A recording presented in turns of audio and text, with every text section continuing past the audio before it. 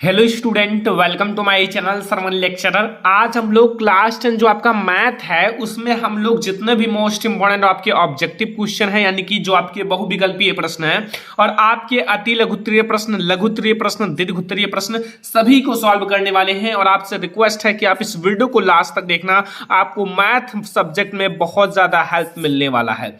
इस वीडियो को आपको ज्यादा से ज्यादा लाइक करना है क्योंकि हमारा टारगेट है 90+ और मैं आपको सभी सब्जेक्ट की तैयारी लगातार करा रहा हूं। तो इस वीडियो को आपको ज्यादा से ज्यादा लाइक करना है, शेयर करना है अपने फ्रेंड्स के साथ। चैनल पर नया हो सब्सक्राइब कर लेना और हम लोग हर एक क्वेश्चन देखेंगे। तो चलो हम लोग शुरुआत करते हैं सबसे पहले बहुविकल्पीय प्रश्नों से, और आपको शुरू से लेकर लास्ट तक वीडियो को देखना है। तो चलो फिर शुरू करते हैं। जितने भी ऑब्जेक्टिव क्वेश्चन है वो VIMP ऑब्जेक्टिव क्वेश्चन है। तो आप लोग चलो फिर स्टेप बाय स्टेप एक ही क्वेश्चन नोट्स कर लेना जो मैं बता रहा हूं, और उसे आप लोग बार बार रिवीजन करते रहना। पहला प्रश्न है, किसी पूर्णांक यम के लिए, आपका पूर्णांक यम है और के लिए प्रत्येक धनात्मक सम पूर्णांक का रूप होगा। आपके पास ऑप्शन ए है m, ऑप्शन बी है m+1, ऑप्शन सी है 2m एंड ऑप्शन डी है 2m+1। तो अगर आपसे कहा जाए तो धनात्मक सम पूर्णांक आपका है तो वो आप लोगों का क्या होगा, वो मैं आपको बता दूं 2m होगा। आगे मैं आपको जितने भी क्वेश्चंस कराऊंगा वो आपको यहां लगा कर कराऊंगा, क्योंकि ये क्वेश्चन आप लोगों के लिए काफी छोटा क्वेश्चन है और इसे लगाना कोई बहुत ज्यादा जरूरी नहीं है, क्योंकि सम आपका जो है सम पूर्णांक और यहाँ आपका 2m ही होगा, क्योंकि आपका यहाँ 2m अगर आपका होगा तो ये आपका सही हो जाएगा। ठीक है, तो यहां से आपका हो गया ये। अगर आप दूसरा क्वेश्चन देखो तो दूसरा क्वेश्चन आप देख सकते हो, ये भी भाई इसमें कुछ बताने वाली चीज नहीं है। क्वेश्चन नंबर 2 में यही है कि संख्या 0.1200, 1200, 12300, 1240 का या फिर डॉट डॉट डॉट लगा हुआ है का दशमलव प्रसार किस प्रकार का है। सबसे पहले आप ये समझ लो इसका अंत नहीं है, ऐसे ऐसे ऐसे बहुत दूर तक चला जाएगा। यहाँ 1250, 1260 ऐसे करके ये बहुत दूर तक जाएगा। तो इसीलिए ये तो सबसे पहले आपका आशांत है, लेकिन आशांत में भी दो वाले होते हैं, एक आशांत आवर्ती होता है, एक आशांत अनावर्ती होता है। तो अब आशांत आवर्ती और आशांत अनावर्ती में ये है कि अनावर्ती मतलब जिसका अंत ना हो और इसका अंत होता है। तो यहाँ जो है ये देखो डॉट डॉट डॉट लिखा हुआ है, तो ये देखो ये ऐसे ऐसे बहुत आगे तक जाएगा। तो ये तो ना तो शांत है, ना है अशांत आवर्ती और ना ही शांत आवर्ती है, ये है अशांत अनावर्ती। क्या है? अशांत अनावर्ती। ठीक है, तो ये है आपका दूसरा नंबर क्वेश्चन और बहुत ज्यादा इंपॉर्टेंट क्वेश्चन है, आप लोगों को याद कर लेना है। अगला क्वेश्चन आप कॉपी पेन रफ सब लेकर बैठ जाओ, उसको हम लोगों को लगा कर सीखना है, क्योंकि बहुत ज्यादा इंपॉर्टेंट है और आप लोगों को सीखना जरूरी है। यहां लिखा हुआ है समीकरण x - 2y = 2 का कौन सा हल हो सकता है। अगर आप यहाँ x और y का मान रखो, अगर बराबर 2 आ जाए तो वही आपका हल होगा। लाइक अगर यहाँ x और y का मान रख दो और 2 के बराबर आ जाए तो वही आपका सही आंसर हो जाएगा। चलो हम लोग कोशिश करते हैं कौन सा सही हो सकता है वो हम लोग देख लेते हैं, लेकिन अगर आपको नहीं पता है तो आप लोग कोशिश करना, हो जाएगा। यहाँ मैं पहले इस चीज को रखता हूँ C को, क्योंकि हो सकता है यही सही हो जाए। तो यहाँ लिखा हुआ है x = 3 एंड y = 1 और समीकरण क्या है x - 2y = 2। तो ये देखो यहाँ x का मान है 3 एंड 2 एंड y का मान कितना है भाई, y का मान है 1 = 2 और यहाँ 3 में से 2 गए बराबर 2 एंड 1 = 2। तो ये आपका नहीं है, ये आपका मतलब ये वाला मान नहीं है, ये दोनों बराबर होना चाहिए 2 के। तो अगला हम लोग कोशिश करते हैं, यहाँ पहला हम लोग देख लेते हैं x = 6 एंड y कितना है, y = 2। ठीक है, एक एक को देखेंगे, अगर आ जाएगा तो ठीक है, लेकिन अब हो सकता है कि यही सही हो जाए या फिर नहीं होगा तो अगला हो ही जाएगा। यहाँ देखो, यहाँ 6 रख देते हैं, यहाँ 2 × 2 = 2 एंड यहाँ 6 में से 4 घटाना है तो यहाँ 2 = 2। तो यही आपका फाइनली सही आंसर हो जाएगा और यही आपका आंसर। यहाँ जब 2 2 के बराबर आ जाए तो इसका जो यही इसका हल है। ठीक है, तो ये आपका A नंबर सही है। ठीक है, यहाँ x = 6 होना चाहिए और y = क्या होना चाहिए 2। ठीक है, समझ में आ गया, कोई दिक्कत तो नहीं है, कंफ्यूजन ना होना चाहिए। ये आपका तीसरा नंबर क्वेश्चन है, सभी इंपॉर्टेंस है आपके बोर्ड एग्जाम के लिए। यहाँ देखो क्वेश्चन नंबर 4 क्या कह रहा है तो लिखा हुआ है यदि x square minus 1/9 equal to 0 तो एक्स का मान होगा। आपके सामने ऑप्शन है ए 0 एंड बी है प्लस माइनस 1/2, सी है प्लस माइनस 1/3 एंड डी है प्लस माइनस 1/4। तो अब इसमें कुछ नहीं करना है, इसको भाई सॉल्व करो। सॉल्व करने की अगर आप कोशिश करोगे तो ज्यादा बेटर आपके क्वेश्चंस हो जाएंगे और आपको कभी भूल नहीं पाओगे। देखो एक्स स्क्वायर है और इधर आपका ये माइनस है, माइनस 1/9, इधर भेज दो बराबर के इधर तो प्लस 1/9 हो जाएगा। अब आपको पता है एक्स अगर है तो यहां मैं इसका अंडर रूट कर दूंगा, क्योंकि यहां मैं वर्ग हटाकर रूट कर लूंगा। तो यहां आपका x बराबर प्लस माइनस 1/3। तो यहां से अगर आप लगाकर कोई भी क्वेश्चन सॉल्व करते हो तो हमेशा आपका सही रहेगा, ठीक है। तो यही आपका सही आंसर हो जाएगा। देख लो कौन सा सही है, ये प्लस माइनस 1/3। तो ये आपका चौथा नंबर इंपॉर्टेंट क्वेश्चन है और आपको समझ में भी आ गया होगा। काफी ज्यादा इजी क्वेश्चंस हैं, लेकिन आप लोगों के लिए हार्ड इसलिए हैं क्योंकि ये आपके बोर्ड एग्जाम के लिए काफी ज्यादा इंपॉर्टेंट है, ठीक है। पांचवा नंबर क्वेश्चन क्या कह रहा है, देखो यहां यदि द्विघात समीकरण 3x² minus 6x plus k बराबर 0 के मूल समान है तो k का मान होगा। a है 3, b है 6, c है 9 एंड d है 12। तो यहां इसका कौन सा आंसर सही हो सकता है वो मैं आपको बता दूं। वैसे तो आपको पता होगा कौन सा आंसर सही है, लेकिन नहीं भी पता होगा क्योंकि अगर आप जानते नहीं हो लगाना तो नहीं हो जाएगा। यहां आपको एक सूत्र आप लोगों को द्विघात समीकरण में बताया होगा, v² माइनस 4ac बराबर 0, ठीक है। अब ये आपको सूत्र से पूरा मिल जाएगा। यहां आपका देखो ये है, ये है, ये v है, ये c है। तो a आपका 3 है, v आपका -6 है, तो -6 का आप वर्ग कर लो एंड यहाँ 4 इंटू ए आपका 3 है इंटू सी आपका k है बराबर 0।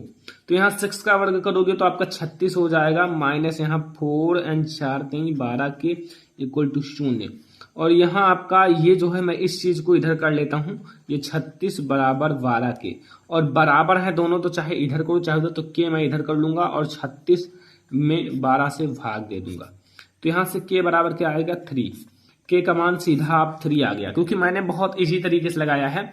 यहाँ अगर आप a1 v1 जानना चाहते हो तो a1 बराबर है 3 एंड v1 बराबर है -6 एंड c1 बराबर है k।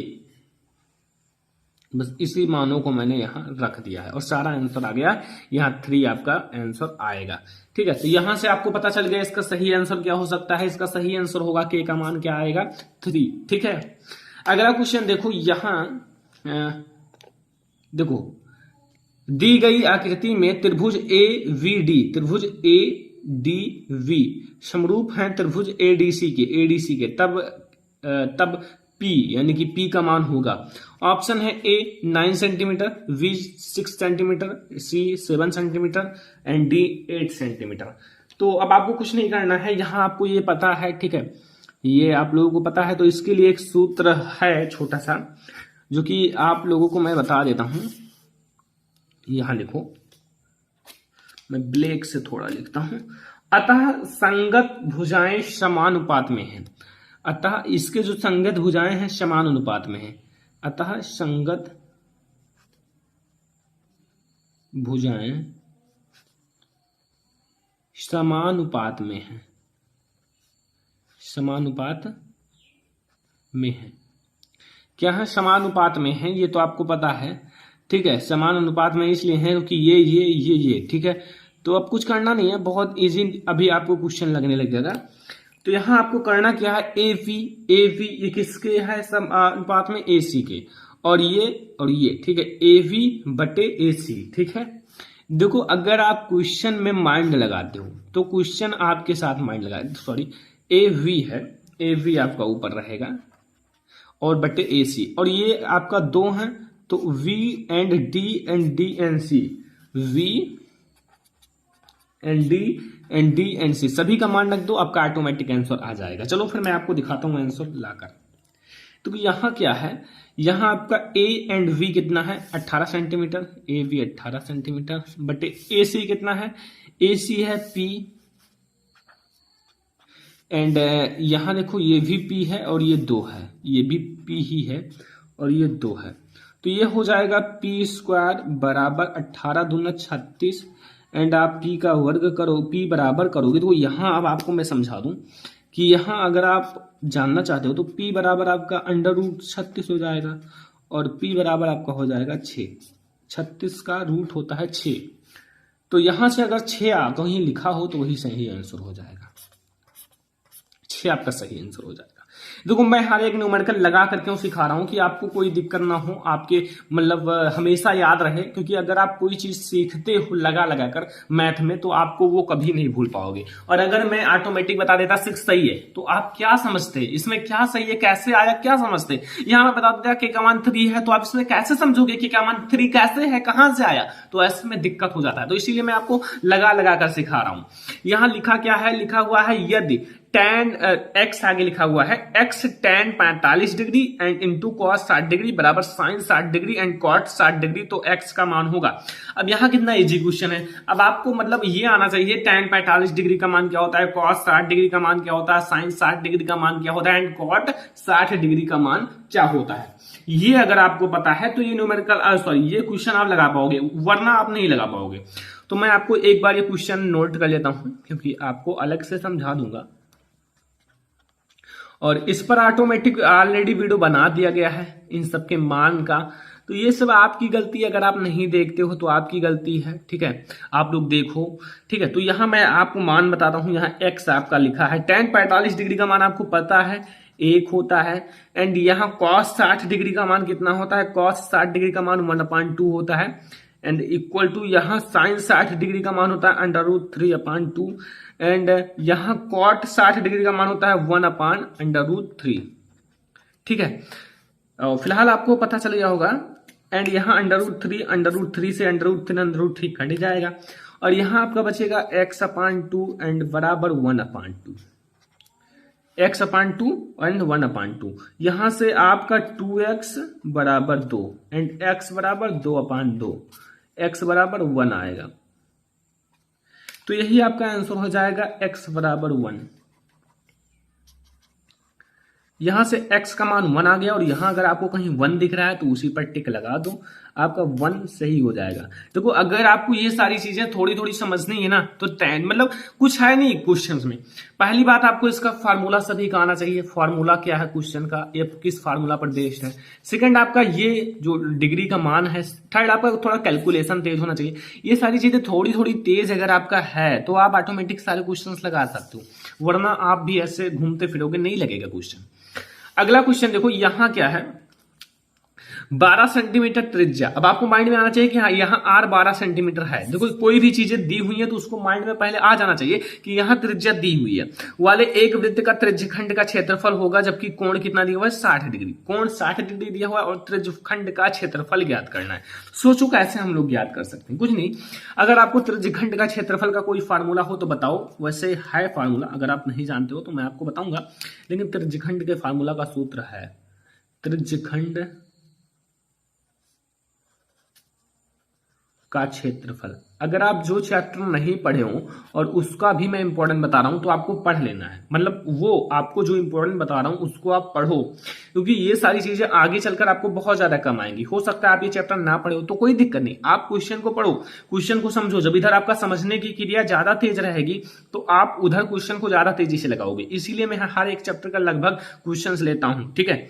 तो यहाँ आपका θ/360 इंटू πr², यही होता है त्रिज्यखंड के क्षेत्रफल का फार्मूला।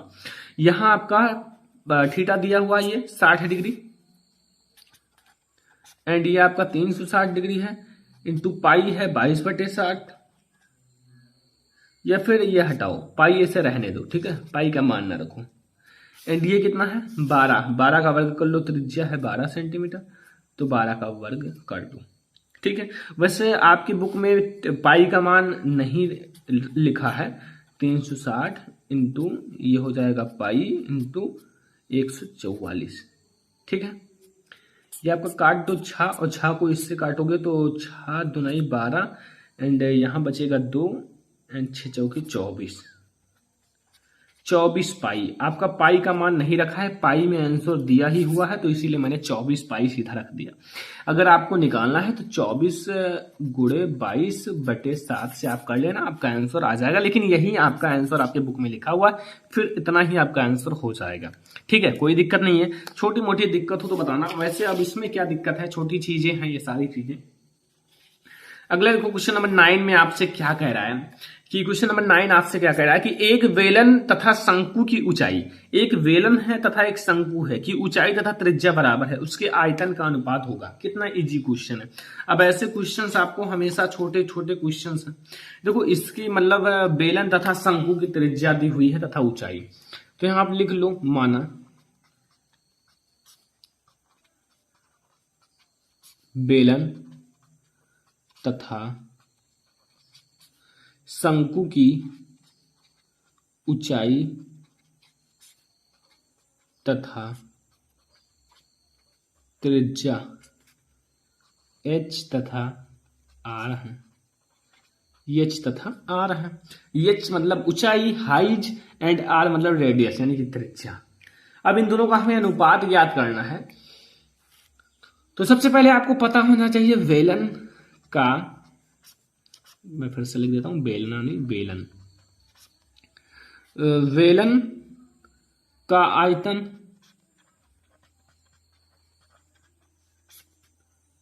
बटे शंकु का आयतन, शंकु का आयतन, वेलन का आयतन, ये शंकु लिखा हुआ है। ठीक है, अब वेलन का आयतन का फार्मूला मैंने ऑलरेडी बताया हुआ है, पाई आर स्क्वायर एच, क्योंकि ये जो वेलन होता है इसमें ऊंचाई भी होती है। और शंकु का फार्मूला होता है 1/3 पाई आर स्क्वायर एच। भाई इसका आयतन निकालना बहुत ज्यादा इजी है। यहां से एच से एच कट कर दो, आई से आर स्क्वायर कट कर दो, एंड पाई से पाई कट कर दो। अब बचा क्या, 1/3 यानी कि 3 ऊपर चला जाएगा एंड 1 नीचे आ जाएगा, तो यही आपका हो जाएगा 3:1 का। तो यहां से 3:1 आपका करेक्ट आंसर हो जाएगा। 10 नंबर क्वेश्चन और लास्ट क्वेश्चन। ठीक है, क्योंकि आप लोगों को समझना है, छोटा कुछ वीडियो रहेगा तो ज्यादा बेटर समझ में आएगा। बहुत बड़ा वैसे हो चुका है लेकिन समझ में आ जाएगा हर क्वेश्चन। बिंदु 3,4 की मूल बिंदुओं से दूरी है, मूल बिंदु और आपको पता होना चाहिए कि मूल बिंदु का निर्देशांक 0,0 होता है। ठीक है, और आपका ये एक निर्देशांक दिया हुआ है, तो इसमें है कुछ नहीं। यहाँ आपको 3,4 आपका दूसरा निर्देशांक और दूरी ज्ञात करना है ना। चलो तब क्या दिक्कत है, दूरी वाला फार्मूला लगाओ। ये एक एक निर्देशांक है के बीच की दूरी, के बीच की दूरी, और दूरी का फार्मूला आपको पता है। यहां आप लिख दो x1 आपका ये है, y1, और ये आपका x2 है, ये y2 है। ठीक है, ठीक है। अब देखो यहां आपका x1 आपका 3 है एंड y1 0 है। देखो नहीं, x1 3 है एंड x2 0 है का वर्ग कर लो, एंड y1 आपका 4 है एंड y2 0 है, वर्ग कर लो, एंड ये हो जाएगा 3 का वर्ग एंड प्लस 4 का वर्ग, बराबर आपका हो जाएगा कितना, 3 का वर्ग और 4 का वर्ग। तो 9 प्लस 16 बराबर 25, √25 एंड बराबर 5 आंसर आएगा। तो यहाँ आपका 5 हो गया सही। तो यहां से मैथ का ऑब्जेक्टिव क्वेश्चन मैंने कई सारे सॉल्व करा दिए हैं। ऐसे में आपको ये मैथ का ऑब्जेक्टिव क्वेश्चन लिख कर याद कर लेना है। देखते हैं, पहला क्वेश्चन है, ऐसी दो संख्याएं ज्ञात कीजिए जिनका योग 27 हो और गुणनफल आपका हो 182 यानी कि 182। तो बताइए आप कैसे लगाओगे। इसमें कुछ ऐसे स्टूडेंट होंगे जो जानते होंगे, लेकिन अगर आप जानते हो तो ज्यादा एडवांस बनने की कोशिश मत करना, आपको भी देखना है, वीडियो देखना है, क्योंकि आप ऑलरेडी इस वीडियो को खोलकर फिर आप लगाओ, और अगर नहीं लगा पाते हो, फंस रहा है, तो वीडियो देखो। ठीक है, तो यहां आप देखो, पहला है आपको मानना है पहले संख्या, पहले आपको मानना पड़ेगा, माना जैसे एक संख्या आप मान लो, एक संख्या x है। ठीक है, अब आपने एक संख्या अगर मान लिया कि x है, ठीक है, आपने संख्या मान लिया, तब दूसरी संख्या क्या होगी आप जान गए होंगे बहुत अच्छे, क्या होगी अभी मैं आपको बताता हूं, तब जो दूसरी संख्या होगी वो क्या होगी। समझो, अगर ये 27 है तो अगर ये x होगा तो अगर हम 27 में से अगर x घटा लें जो संख्या आए तो वो दूसरी संख्या नहीं हो जाएगी, हो जाएगी, क्योंकि अगर इसका योग 27 है और मैंने एक संख्या मान लिया तो अगर 27 में से हम x को मतलब घटा दें तो क्या दूसरी संख्या नहीं आएगी, आ जाएगी। ठीक है, अब देखो, जैसे अब यहां आपको करना क्या है, परंतु दो संख्याओं का गुणनफल अब आपको यहां नीचे लिखना है ना, तो यहां आप लिखो परंतु दो संख्याओं का गुणनफल, यानी कि दोनों संख्या जो आपकी मिली है, दोनों संख्याओं का गुणनफल किसके बराबर है, 182 कि नहीं, 182 के बराबर है ना। तो दोनों संख्याओं का गुणनफल कितना है, पता चल गया होगा कितना है, हाँ सही है। तो यहां आप देखो, यहां 182 है, यहां मैं आपको बताता हूं 182 है बराबर किसके है, दोनों संख्याओं के गुणनफल के। तो दोनों संख्या जो है अगर उसका गुणा कर दें, देखो यहां लिखा हुआ है 27 एंड -x, और इसमें अगर x से गुणा कर दिया जाए तो किसके बराबर होगा, यहां x² हो जाएगा एंड यहां आपका माइनस हो जाएगा 70x यानी कि 27x, यही के बराबर हो जाएगा कि नहीं, इसी के बराबर तो होगा। तो इसी चीज को हम डायरेक्ट यहां लिख देते हैं। ठीक है, यहां 27x - x², ठीक है, यही तो आएगा आंसर। अभी मैंने दिखा दिया, मल्टीप्लाई कर लेना। यहां आप देख सकते हो, यहां आपको कैसा मल्टीप्लाई करना है, यहां इतने में मल्टीप्लाई कर लेना है, बस आपका यही आ जाएगा। ओके, बस यही आपका आ जाएगा। अब देखो हम लोग पक्षांतर कर लेते हैं, तो इधर ये माइनस है, इधर करोगे प्लस हो जाएगा x²। ठीक है, कोई दिक्कत नहीं है। अब इसको प्लस में है, ये प्लस है तो इधर करोगे माइनस हो जाएगा 27x, एंड ये ऑलरेडी प्लस में है 182 बराबर 0। तो यहां से अब आपका क्या बन गया है, एक गुणनखंड बन गया है, द्विघात समीकरण। तो अब इसे आप कैसे सॉल्व करोगे, जोड़ने घटाने पर 27 और गुणा करने पर 182। तो अब इसे आप कैसे करोगे, यहां बहुत इजी है, x² माइनस आप अगर यहां 14 में 13 जोड़ोगे तो आपका कितना आएगा 27, और अगर इसका मल्टीप्लाई करोगे तो 182 आ जाएगा। ठीक है, याद रखना, ये आपको थोड़ा थोड़ा याद रखना पड़ेगा। तो यहां 0 के बराबर है। अब देखो यहां x² कर लोगे, यहां आपका 14x हो जाएगा एंड -13x हो जाएगा एंड प्लस 182 हो जाएगा बराबर 0। देखो बहुत इजी है, बहुत इजी तरीके से बता रहा हूं। यहां आप x को कॉमन ले लो, अगर आप x कॉमन लोगे तो यहां x -14 बचेगा, और यहां -13 कॉमन ले लो तो यहां x और माइनस, और यहां प्लस है तो माइनस हो जाएगा, यहां भी 14 बचेगा। और आप एक बात याद रखना, अगर ये दोनों बराबर ना हो, ये और ये, तो आपका सवाल गलत है, ये दोनों बराबर होने चाहिए। ठीक है, तो यहां आपका एक आएगा x -13 और एक आएगा x -14। ठीक है, तो यहां आप जान सकते हो, अगर एक का यदि आप देखो,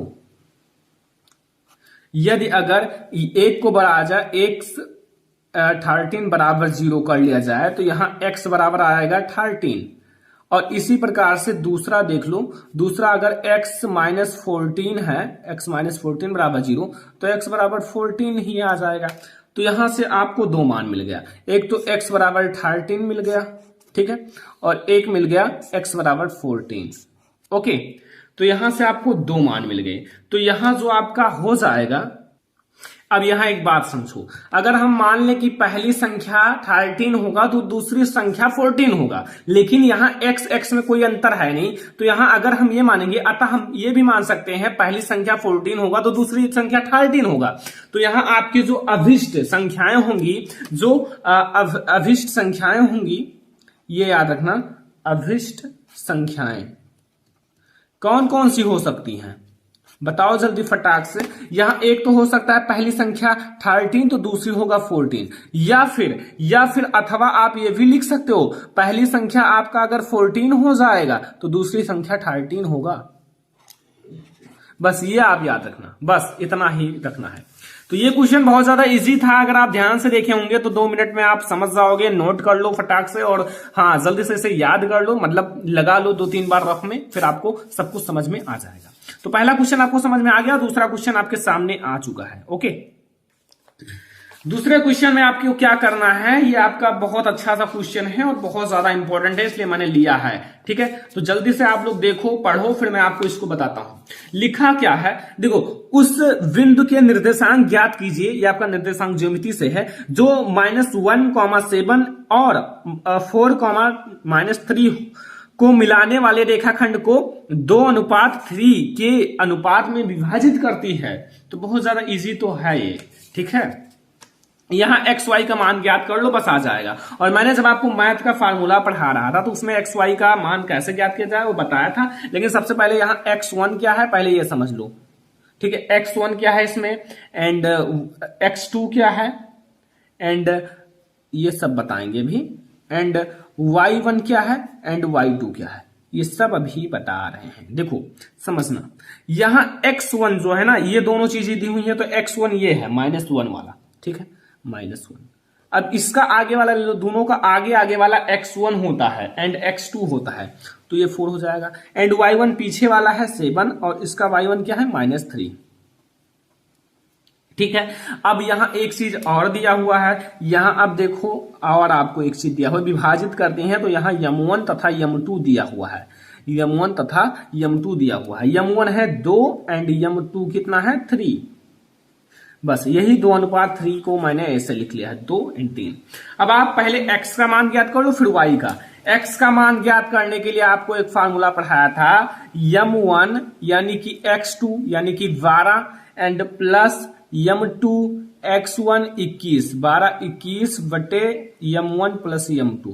अब 12 21 मैंने क्या कह दिया, ये 1 को एंड 2 को, यानी कि मैंने ट्रिक बनाया है 12 एंड 2 एंड 1 21।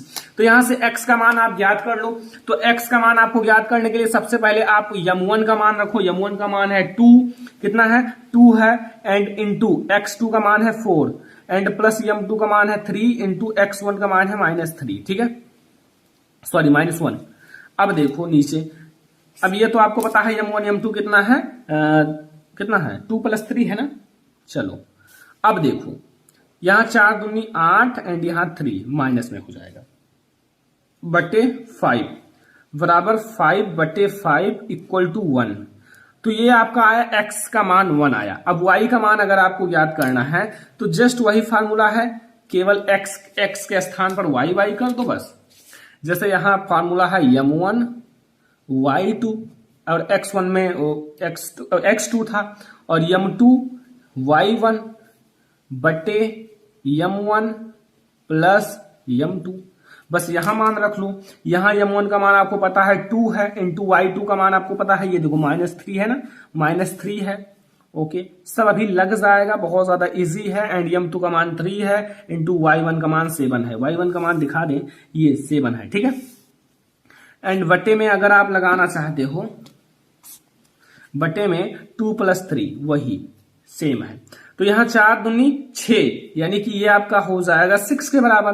तो ये -6 एंड प्लस 21 हो जाएगा भैया, एंड यहाँ 5 हो जाएगा। एंड यहाँ अगर आप माइनस करोगे तो यहाँ 15 आएगा, क्योंकि इसका चिन्ह लिया जाएगा बड़ा है। तो यहाँ 3 आया, y का मान आया 3। ठीक है, तो यहाँ जो निर्देशांक होगा बच्चा बाल्टी, निर्देशांक क्या होगा ये आपको पता चल गया होगा। निर्देशांक होगा, पहले x लिया जाता है 1 एंड y वाला 3, 1,3। बस यही आपको निर्देशांक ज्ञात करना था। केवल इसी फार्मूले पर पूरा क्वेश्चन लगा है। यहाँ x का मान ज्ञात कर लिया गया एंड यहां से y का मान ज्ञात कर लिया गया, फिर आपका पूरा लग गया। तो इसीलिए कहा गया है मैथ का फार्मूला जरूर याद रखो। ठीक है, तो ये आपका क्वेश्चन लग गया है, जल्दी से आप लोग नोट कर लो। क्वेश्चन नंबर 2 है एंड बहुत ज्यादा इंपॉर्टेंट है आपके बोर्ड एग्जाम के लिए, तो जल्दी से आप लोग नोट कर लो, नोट बना लो। ठीक है, अगला क्वेश्चन आइए देखते हैं। अगला क्वेश्चन देखो, कॉट ये माइनस कॉस ये बटे कॉट ये प्लस कॉस ये बराबर सिद्ध करना है कॉसेक ये -1 एंड कॉसेक ये +2। बहुत ज्यादा इजी क्वेश्चन है और आप लोगों को अभी मैं तुरंत समझा देता हूं, कोई दिक्कत है नहीं, बहुत ज्यादा इजी है, इसलिए मैं आपको बहुत जल्दी समझा दूंगा। देखो करना क्या है, बहुत ज्यादा इजी है। देखो यहां आपका कॉट ये लिखा हुआ है एंड कॉट ये जो होता है, देखो ये tan ये जो होता है, tan ये बराबर किसके होता है, साइन बटे कॉस के, याद रखना साइन बटे कॉस थीटा, साइन बटा कॉस थीटा। और अगर इसका हम लोग उल्टा कर दें तो वो कॉट ये हो जाता है, अर्थात कॉस थीटा बटे साइन थीटा कर दें तो वो क्या हो जाता है, टैन थीटा की। तो वही तो करना है, यहाँ कॉट थीटा, कॉट ये लिखा हुआ है तो यहाँ कॉस ए लिख दो एंड बटे साइन ए लिख दो, साइन ए, ठीक है, समझ में आया, कोई दिक्कत नहीं है। फिर यहां माइनस कॉस ये लिख लो, कॉस ये ऑलरेडी है, चलो अब बटा लगाओ। फिर वही बात है, कॉट ये है तो ये भी कॉस ए बटे साइन ए लिख लो, माइनस प्लस है कॉस ये लिख लो, ठीक है। ये हमको इसके बराबर सिद्ध करना है, देख लो ये इसके बराबर। ओके, अब देखो क्या करना है, यहां तक तो आपको सब कुछ समझ में आ गया होगा, ठीक है। अब यहां से कॉस के ले लो कॉमन, कॉस को अगर आप कॉमन ले लोगे तो यहां बचेगा 1 बटे साइन, ठीक है, 1 बटे साइन ये एंड माइनस 1, ठीक है। यहां से आपको ये समझ में आ गया, ये ऐसे बचेगा एंड फिर बटे आओ, यहां से भी आप कॉस को लो ले कॉमन, कॉस को कॉमन ले लो तो यहां भी बचेगा 1 बटे साइन ये एंड प्लस, प्लस में है ना 1। अब देखो, अब यहां से हम क्या करेंगे, इस कॉस को कॉस से उड़ा देंगे, ठीक है, कॉस से कॉस को उड़ा देंगे। अब तो पूरा उत्तर में आ गया यार, देखो यहां 1 माइनस साइन ए किसके बराबर होता है, कॉसेक ए के एंड माइनस 1 लिखा ही हुआ है, क्या दिक्कत है, बहुत ज्यादा इजी है। बटे 1 बटे साइन ए किसके बराबर होता है, ये भी कॉसेक ए के बराबर होता है एंड प्लस 1, यही तो हमें सिद्ध करना था। बहुत सारे स्टूडेंट सोच रहे होंगे बहुत बड़ा है यार, लेकिन कुछ है नहीं, प्रूव्ड हो गया, बस यही सिद्ध करना था। कॉसेक ए माइनस 1 कॉसेक ए प्लस 1 कॉसेक ए माइनस 1 कॉसेक ए प्लस 1, बस यही सिद्ध करना था। बहुत ज्यादा इजी क्वेश्चन है, 2 मिनट का खेल है और आपको समझ में भी आ गया होगा, ठीक है। यहां से इसको नोट कर लो एंड इंपॉर्टेंट है इसलिए मैंने बताया है, वरना हम क्यों बताते अगर इंपॉर्टेंट नहीं होता तो जल्दी से आप लोग नोट कर लो, ठीक है, नोट जरूर कर लेना क्योंकि आपके बोर्ड एग्जाम के लिए बहुत ज्यादा इंपॉर्टेंट है। अब हम लोग अगला क्वेश्चन देखेंगे हाइजन डिस्टेंस से। देखो यहां ध्यान से पढ़ना, थोड़ा आपको पोथा पत्रा लिख रहा है।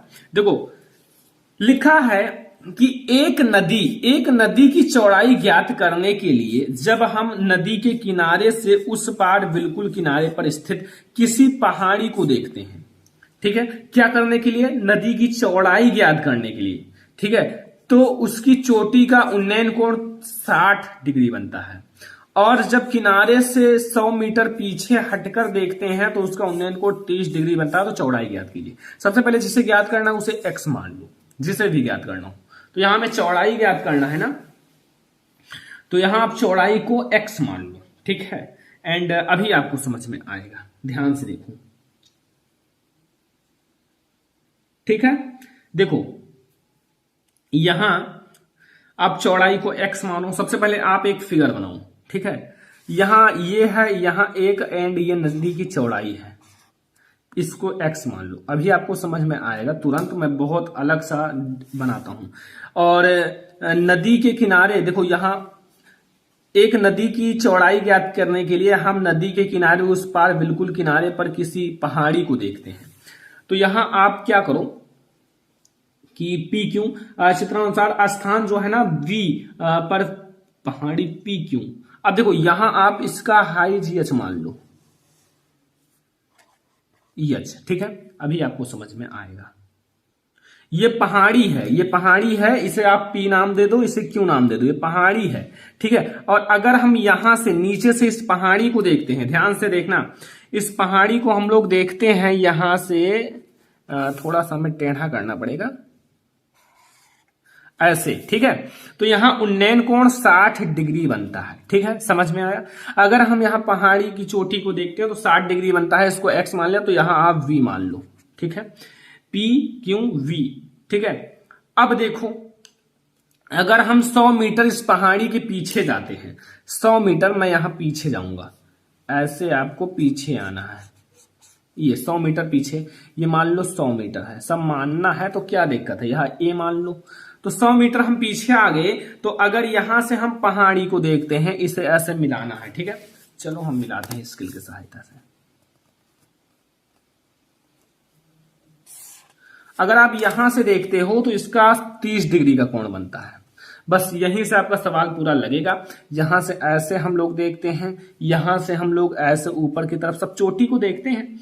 बस अब यहां 30 डिग्री का कोण बना। अब आपको करना क्या है कि माना पहाड़ी, यहां ब्लैक से लिख देते हैं, बहुत ज्यादा इंपॉर्टेंट है इसलिए मैं आपको बता रहा हूं। माना पहाड़ी, थोड़ा लिख देते हैं पी क्यू की ऊंचाई, बहुत कम हम लिखते हैं क्योंकि बहुत ज्यादा लिखने की जरूरत नहीं है। पी क्यू की ऊंचाई बराबर एच मीटर। अगर स्कूल में ज्यादा लिखवाते हैं तो भी कोई दिक्कत नहीं, जितना मैं बता रहा हूं उतना पढ़ो, ठीक है। और नदी की चौड़ाई, नदी की चौड़ाई कितना है, एक्स मीटर है, चलो एक्स मीटर।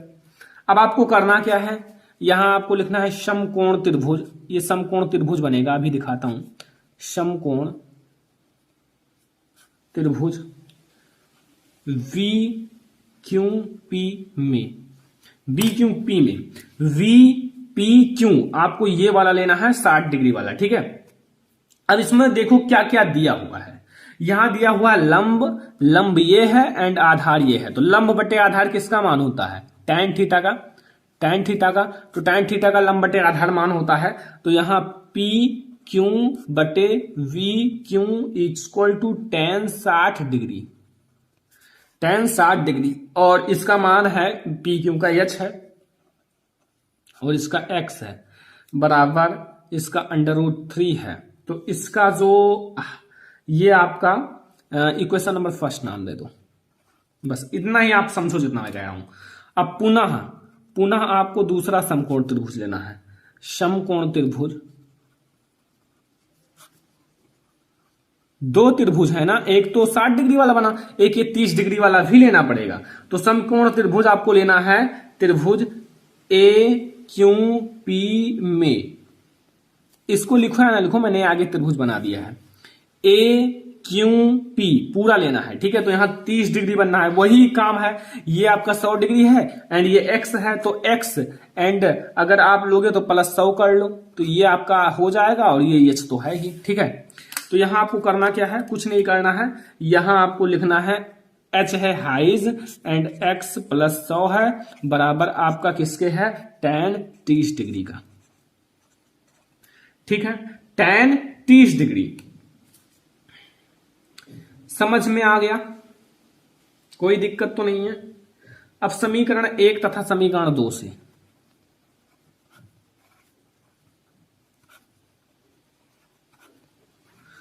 से, समीकरण 1 में क्या क्या है देखो। यहां लिखा हुआ है h बटे एक्स बराबर, रुको बताते हैं, h बटे एक्स लिखा हुआ है, यहां आपको मल्टीप्लाई करना है समीकरण 2 से। यहां h बटे एक्स +100, ठीक है, बराबर उधर कितना है, √3 है, √3 इधर कितना है, इसका मान होता है tan 60 डिग्री का, इधर मैं लिख देता हूं tan 30 डिग्री का 1 बटे √3।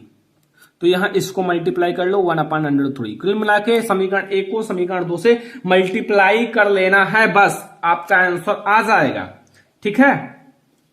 तो यहां देखो, यहां मैं √3 है, ठीक है। यहां आपका नहीं, थोड़ा गलत हो गया। थोड़ा सा एक पॉइंट याद रखना, बहुत ज्यादा इंपॉर्टेंट है आपके इस क्वेश्चन को लगाने के लिए। इसको ऐसे लिखना है, लेकिन ये जो चीज है ये, इसको सबको पलट लेना है। लाइक इज ये भी पलट लेना है, ये भी पलट लेना है। अभी बताता हूं। ये समीकरण 1 जैसे h बटा एक्स है ये वाला, तो इसमें मल्टीप्लाई किससे करना है, यहां समीकरण 2 में यहां x को ऊपर ले लेना है, x +100 और बटे नीचे h कर लेना है। अगर आप दोनों पक्षों में करोगे तो कोई अंतर नहीं रह जाएगा। और यहां √3 है इधर, तो इधर आपको पलट कर ये 1 बटा √3 है, तो इसको भी √3 कर लेना है, ठीक है। समझ में आया, पलट लेना है, याद रखना, ठीक है। यहां h से h कट जाएगा, इसीलिए मैंने पलटा है कि कट जाए। तो यहां x +100 बटे x है बराबर 3 है, 3 है ना। कोई दिक्कत नहीं है, बहुत ज्यादा इजी अब क्वेश्चन हो गया। वैसे बहुत बड़ा हो जाता, हमें फैक्टर बनाना पड़ता, यहाँ एच से मल्टीप्लाई करते फिर एच स्क्वायर हो जाता, ऐसे में बहुत बड़ा क्वेश्चन हो जाता। ठीक है, तो यहाँ x + 100 बराबर 3x हो जाएगा कि नहीं हो जाएगा? हो जाएगा ना। अब एक काम करो, इसको इधर ट्रांसफर कर लो, यहां 100 है एंड इसको इधर 3x में से आप x घटा लो, यानी कि यहां हो जाएगा 100 बराबर 2x और x बराबर आपको हो जाएगा 50, क्योंकि यहां 2 से काटोगे तो 50 आएगा। तो यहां x बराबर आपका हो गया 50। ठीक है, तो यहां आपका जो नदी की चौड़ाई है ना वो 50 मीटर है।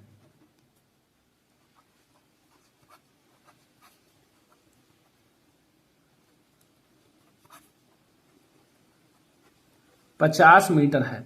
तो ये था आज का हमारा मोस्ट इंपॉर्टेंट क्वेश्चन, जो आपके बोर्ड एग्जाम में 100% पूछा जा सकता है और बहुत अच्छे से बताया है, क्योंकि थोड़ी आप लोगों को ध्यान में रखना है जो मैंने बताया है। तो ये वीडियो आज आपके लिए बहुत ज्यादा इंपॉर्टेंट था। वीडियो पसंद आया हो लाइक करना, शेयर करना अपने फ्रेंड्स के साथ, चैनल पर नए हो सब्सक्राइब कर लेना। Thank you.